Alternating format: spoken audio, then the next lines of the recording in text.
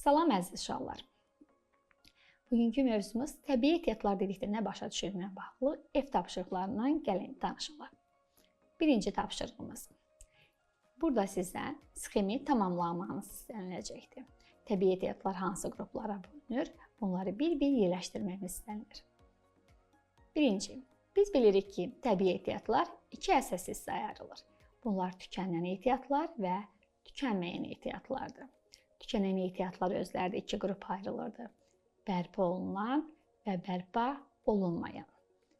Və tükənməyən ehtiyatlara biz bildik ki, öyrəndik ki, günəş enerjisi, külək enerjisi və su enerjisi aiddir. Bərpa olunanlara bitkilər və heyvanlar, bərpa olunmayanlara isə neft, qaz və daş kömürü aiddir. Növbəti tapşırığımıza keçirik. Fosil yanacağının yaranma prosesini ardıcıllıqla qeyd edin. Birinci, məhv olmuş bitki və heyvan qalıqları bilirik ki, okean dibində yığılır.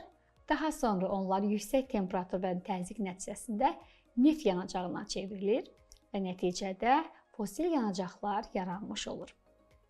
Bugünkü tapşırıqlarımız bu qədər. Dinlədiyiniz üçün təşəkkür edirəm.